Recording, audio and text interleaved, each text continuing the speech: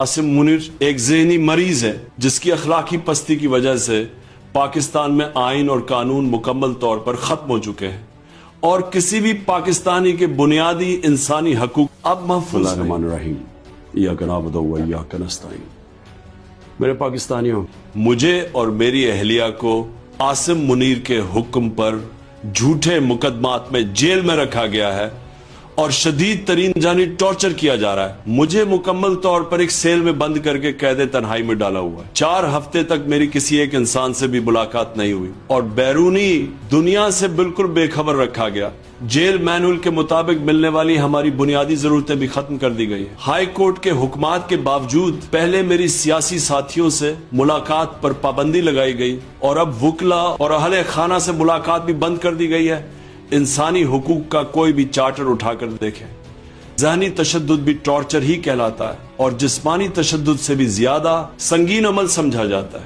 मेरी हमशीरा नूरीन नियाजी को सड़क पर घसीटा गया सिर्फ इसलिए कि वो मुझसे मुलाकात का जायज हक मांग रही थी। ये सिर्फ आसिम मुनीर जैसा शख्स ही कर सकता है।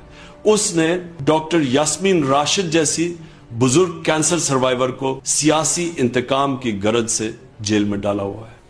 मेरी अहलिया बुशरा बेगम को सिर्फ मुझ पर दबाव डालने के लिए कैद किया हुआ है। उनके बच्चों से भी उनकी मुलाकात नहीं करने दी जा रही। उन्हें तमाम सहूलियात से महरूम रखा गया है। इन सब मिसालों से इस शख्स की ज़हनी सतह का अंदाजा होता है।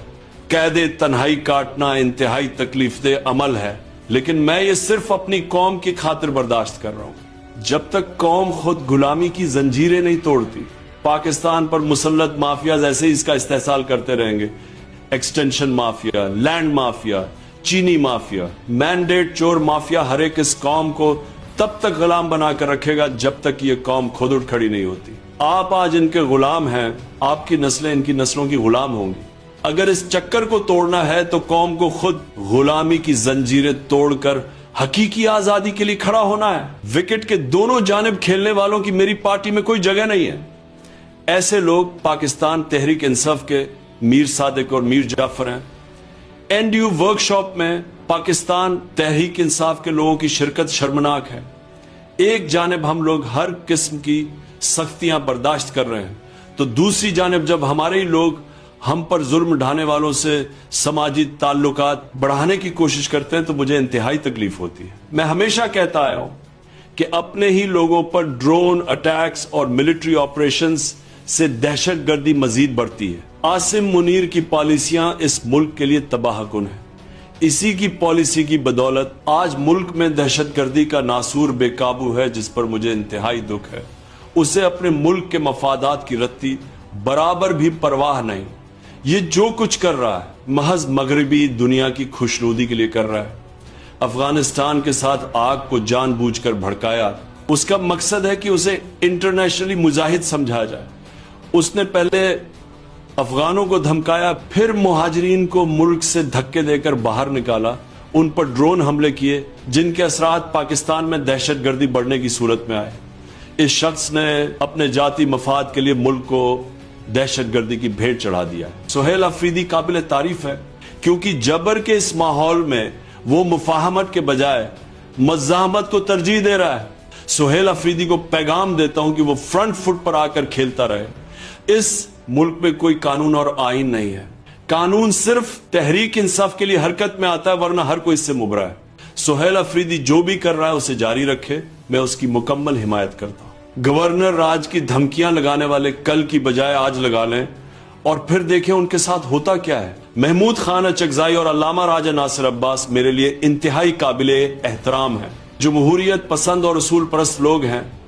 मुझे हैरत है कि अब तक उनका नोटिफिकेशन जारी नहीं हुआ। मैं तहरीक इंसाफ की पार्लियामेंट्री जमात को हिदायत करता हूं कि स्पीकर और चेयरमैन सेनेट के सामने इस मामले पर एहतजाज करें। इसके अलावा मौजूदा निज़ाम मुखालिफ किसी भी किस्म की तहरीक के लिए जो भी कॉल तहरीक तहफ़्फ़ुज़ आइन पाकिस्तान की जानिब से दी जाए, तमाम तहरीक इंसाफ इस पर अमल करें। तहरीक इंसाफ की पॉलिटिकल कमेटी में आज खत्म कर रहा हूं। पार्टी के सेक्रेटरी जनरल सलमान अकरम राजा के पास मुकम्मल इख्तियारात हैं। वो एक नई मुत्तसर कमेटी बनाए जो सियासी हिकमत अमली वज़ा करे और उस पर अमल दरमद करवाए। شاہد کھٹک کو قومی اسمبلی میں تحریک انصاف کا پارلیمنٹری لیڈر نامزد کرتا ہوں۔ پاکستان بار کے انتخابات میں تحریک انصاف متحد ہو کر ان امیدواروں کی بھرپور مدد کرے جنہیں سلمان، اکرم راجہ اور حامد خان نامزد کرے۔ خیبر پختونخوا کے وکلا باز اور ILF کے معاملے کا سہیل آفریدی خود جائزہ لیں اور بہتر کے لیے ضروری فیصلے خود کریں۔ زراعت ہماری معاشیات کی ریڑھ کی ہڈی ہے، اس کا موجودہ حال پریشان کن ہے۔ کسانوں کے حقوق پر جس طرح ڈاکہ ڈالا جا رہا ہے اس پر انتہائی افسوس ہے۔